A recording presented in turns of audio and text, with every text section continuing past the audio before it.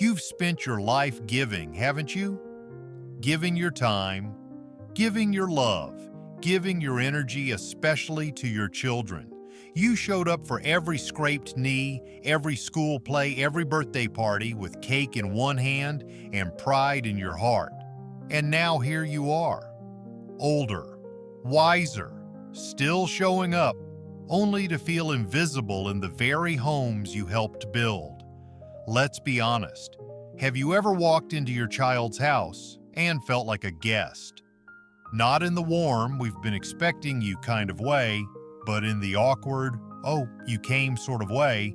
You bring the pie, you wash the dishes, you smile and nod at the grandkids while they barely glance up from their screens, and when you leave, there's a pit in your stomach, not because anyone said something cruel, but because no one said much of anything at all. If that resonates with you, I want you to stay with me, because this message, this video, is for you. Hi, I'm Harold Whitman. I'm not a therapist.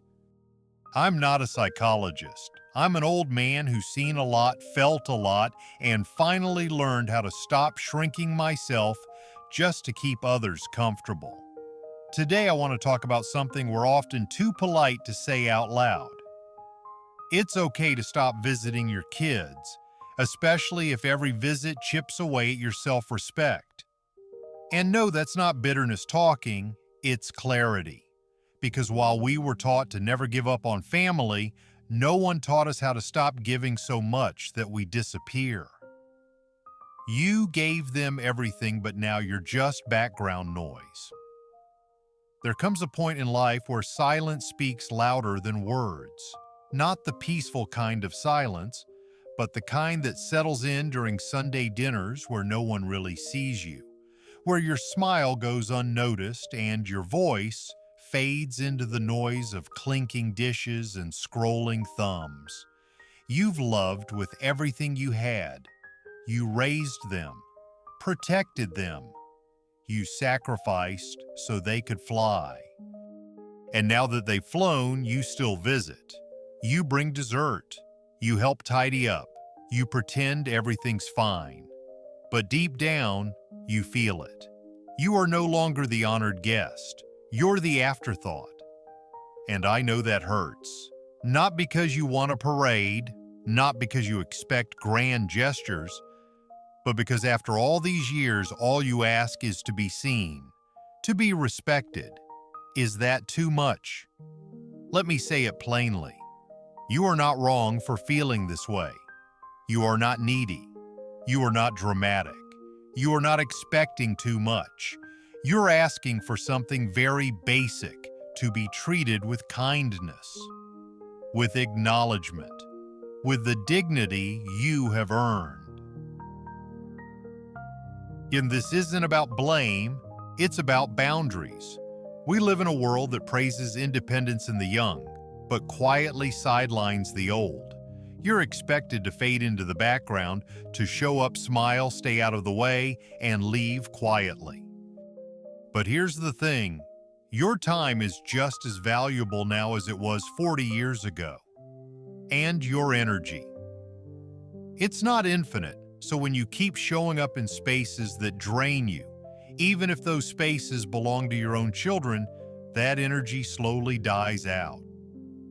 And with it, your spark.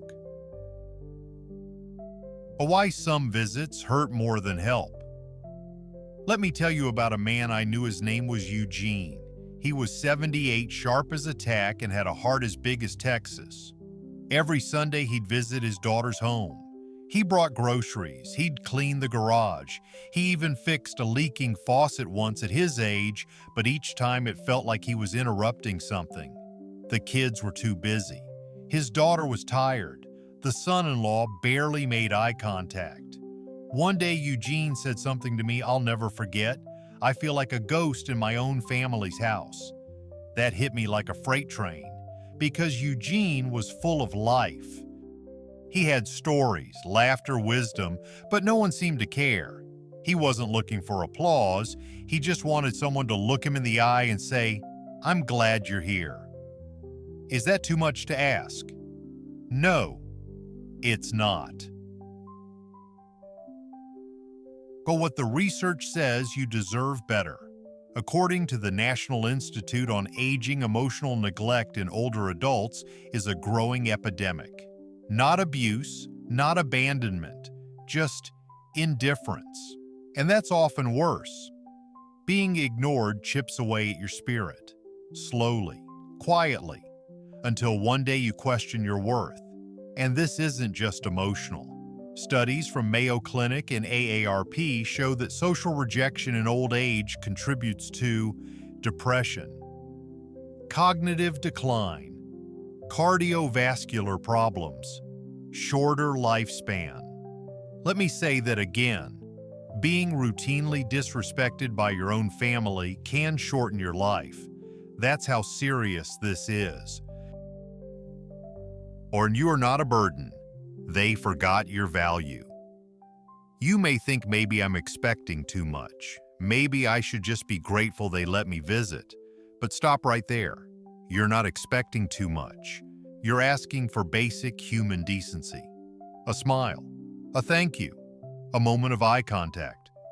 And if those things are missing, that's not love. That's habit. You are not a burden. You are a blessing. And if someone has forgotten that, that's on them, not you. You have the courage to choose yourself. Now here's where it gets tough. What do you do when your love isn't returned? When your presence is met with indifference, you stop chasing. You step back, not to punish them, but to protect you. Because peace is not selfish. Peace is sacred. You are not obligated to keep showing up where you're not respected, not even for family. Let me repeat that, not even for family. Sabam. When family no longer feels like home. The truth is, blood may be thicker than water, but respect is thicker than tradition. Just because someone shares your DNA doesn't mean they've earned your constant presence. It's not cruel to protect your heart, it's wise. And if your visits feel more like chores to them than cherished moments, you have every right to say, not this Sunday. What will they think? Some people worry. What if I stop going? What will they think? Let me be honest, they might not think anything at all. And yes, that hurts. But it also tells you everything you need to know, because if your absence doesn't matter, neither did your presence. And that's not a loss. That's a revelation. It sets you free. There's life outside their living room. You don't have to sit in that chair one more Sunday afternoon just to feel invisible. Instead, you could take yourself to brunch. Join a senior book club at the local library. Call an old friend you actually enjoy talking to. Learn how to grow tomatoes in a pot on your porch. Your time is yours. You've earned it. Spend it on things that fill you up, not on people who empty you. Real stories, real pain, real healing. Let me share another story with you. Her name was Marie. She was 72, still drove herself to the store, still kept a small garden out back. Every Wednesday, she'd bake banana bread and drop by her son's house just to say hi. It started as a joy, then a routine, then a ritual that brought her more pain than peace. She'd knock, wait, step inside. Her grandkids were on their phones. Her daughter-in-law barely looked up from folding laundry. And her son, always in a meeting even though he worked from home. One day, Marie forgot to bring the banana bread, and no one noticed. She sat there with her purse on her lap, trying to think of something to say, something to make herself useful. But deep down, a question echoed louder than ever. Why do I keep doing this? She told me that story with tears in her eyes, and I asked her something simple. Marie, what would happen if you just stopped going? She went quiet. Then she whispered, I'd finally have my Wednesdays back. and when you keep giving but nothing comes back. You see, many of us were raised to believe that family is forever, that unconditional love means unconditional sacrifice. But somewhere along the way, that message got twisted. It became, I must keep giving no matter how little I receive in return, and that, my friend, is how we lose ourselves. We give so much we forget what it's like to receive. We forget what it's like to feel chosen, not just tolerated. Respect isn't earned by age, but it shouldn't be denied because of it. ARP once published a study that broke my heart. Nearly 1 in 4 older adults reported feeling ignored by family members. Not rejected, not insulted, just overlooked. No longer asked for advice, no longer included in decisions, no longer remembered unless there's a birthday or a holiday. But here's the truth. Your voice still matters. Your stories still matter. Your experience is priceless. If someone chooses not to see that, that's their loss, not yours. How to step back without shame. Let me offer something practical, because I know this is easier said than done. So, here are 3 gentle steps to reclaiming your peace without burning bridges. Step 1. Create space. You don't have to declare anything. You don't need to make a dramatic exit. Simply pause. Skip one visit. Don't send the reminder text. Take that free afternoon for yourself. Observe what happens. Does anyone notice? Does anyone reach out? That silence will speak volumes. Step 2. Reinvest that time. Take whatever time you gave to them and give it back to yourself. That might mean taking a slow walk and noticing the trees again, rereading your favorite novel, signing up for a watercolor class at the community center, sitting in the sun with a cup of tea and your favorite record playing. Start with small joys. Small reminders that life still has beauty in it, even without their approval. Step 3. Set gentle boundaries. If someone asks, "Why haven't you come by?" you can answer with peace, not guilt. I needed time for myself. I'm learning to rest and enjoy my own space. I've been exploring new things that make me happy. No anger, no blame, just truth. And if they don't understand, that's okay. You're not doing it for them, you're doing it for you.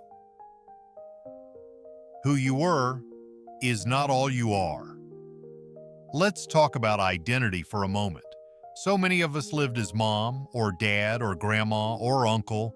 We filled those roles with pride, we gave our best, but now, those roles have changed, and sometimes it leaves us feeling adrift. But who you are beneath all those titles hasn't vanished.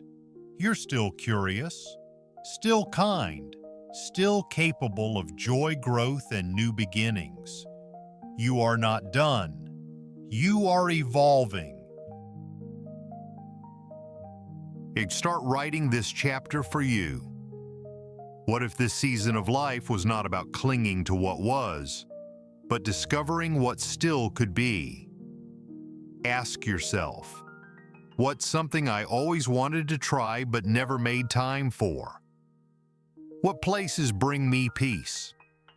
Who makes me feel seen, not just needed? Because guess what?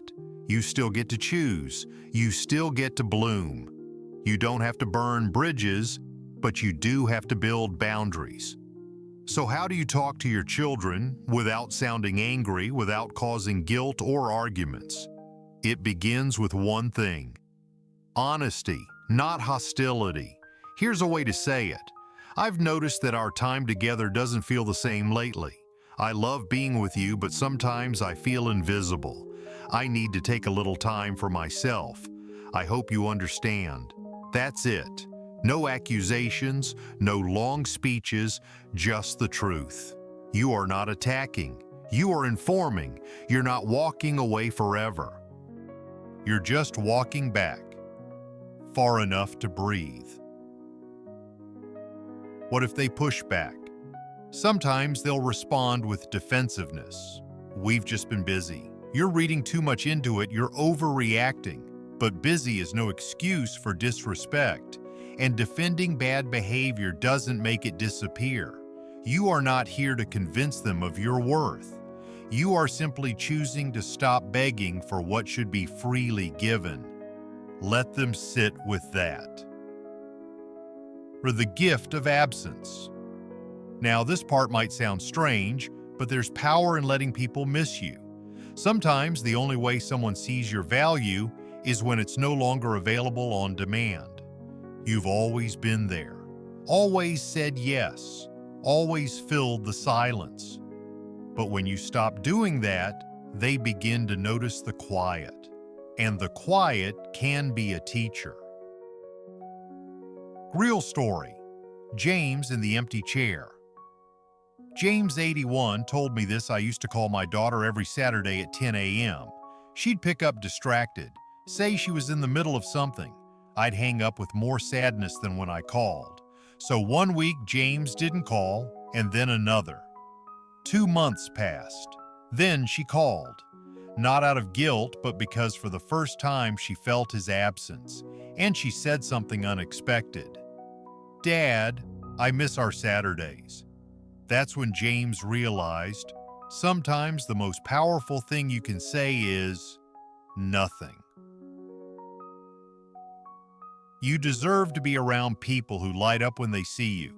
If your current circle doesn't do that, build a new one. And yes, even at 70, even at 80, even at 90. AARP and Senior Planet have done remarkable work highlighting how seniors thrive when they stay socially engaged. It's not about having 100 friends. It's about having 3 people who truly listen. Try this. Join a gentle movement class like Tai Chi or senior yoga. Visit the library's weekly book discussion, attend a faith group or volunteer locally. Explore seniorplanet.org for virtual classes and clubs from your home. You'll be surprised how quickly connection grows when you stop waiting for it to come from your kids. Loneliness isn't cured by proximity. It's cured by belonging. You can sit in a room full of family and still feel alone, but you can also sit beside a new friend at a park bench and feel completely understood. The difference isn't who shares your blood, it's who shares your spirit. And that kind of connection, it's still available. But it starts when you stop investing in what no longer gives back. Facing, you are not just a parent. You're a person. Sometimes we get so caught up in our roles, mother, father, grandparent, we forget who we were before all of that. What did you enjoy doing when no one needed anything from you? What made you laugh? What gave you peace? Revisit that. Because you're still in there, and that part of you deserves space too. A reminder from the experts. According to the Cleveland Clinic's Geriatric Mental Health Division, emotional neglect and chronic family stress in later life are linked with accelerated biological aging and increased risk of cognitive decline. But seniors who engage in positive reciprocal social circles even outside family report stronger memory, better mood, and longer lifespan. So this isn't just a matter of emotion, it's a matter of health. Choosing peace over disrespect might just add years to your life. To the quiet strength of choosing yourself. Let's stop pretending that being a good parent means putting yourself last. Let's stop rewarding bad behavior just because it comes from people we love. And let's start honoring ourselves, not with bitterness, but with boundaries. Boundaries aren't walls. They're doors that only open for those who knock with respect. And you, my friend, deserve to be on the other side of that door, smiling whole and free. The day she put down the pie and picked up a paintbrush. Her name was Lillian. She was 76, retired, and had spent the better part of her adult life as the matriarch of a large family. 4 children, 11 grandchildren, 2 ex-husbands. Every Sunday she baked pies, cakes, sometimes muffins from scratch. She'd deliver them like clockwork to her oldest daughter's home, where she told me the greetings had grown colder than the fridge I stored those pies in. One day Lillian forgot the pie, not by accident, but on purpose. She wanted to see if anyone noticed. No one did. So she went home and cried. Not out of anger, but because it was the first time she realized how little her presence mattered in that house anymore. And then Lillian did something remarkable. She pulled out an old watercolor kit her sister had given her for her birthday 6 years earlier. She'd never touched it. "I didn't think I had time," she said. "Didn't think anyone cared what I created." But that day she poured all her emotions onto the page. Soft blues, warm yellows, quiet greens. It wasn't just paint, it was her truth. A month later, she joined a painting class at the senior center. 2 years after that, she was selling her art at the local farmer's market. But more importantly, she was finally living for herself. Redefining family in a way that feels good to the soul. Here's something no one says loud enough. Family isn't just who you're related to. Family is who shows up, who listens, who respects your time, your energy, your presence. Family can be the neighbor who waves each morning, the woman from Tai Chi class who always saves you a seat, the friend you call just to laugh about nothing at all. Biology might bring people into your life, but it's behavior that earns them a place in your heart. And in this stage of life, you have every right to choose who gets that place. Is it time to step back? Use this gentle checklist. You don't need permission to protect your peace, but sometimes it helps to have a guide. Ask yourself these questions honestly. 1. Do I feel more drained than fulfilled after seeing them? 2. Do they acknowledge me beyond holidays or obligations? 3. Do I feel seen and heard when I speak or talked over and brushed off? 4. Am I only invited when they need something from me? 5. Do they ever initiate contact, or am I always the one reaching out? 6. Do I feel respected or tolerated? If you answered yes to 3 or more, it may be time to step back, not to punish, but to reclaim. Reclaim your joy, your space, your self-worth. The final shift from survival to living. Let's be real. Some of us have spent the last decade surviving, getting through each week, showing up out of habit, but surviving is not the same as living. Living is waking up and looking forward to the day, laughing not out of politeness, but from your belly, being around people who want to be there, feeling like you belong. You may not get that from your children, and that's okay, because it means your life is no longer about chasing affection. It's about creating meaning. So what happens now? Now you begin again, not from scratch, but from strength. You take the wisdom of your years, the pain of your silence, the courage of your truth, and you walk forward.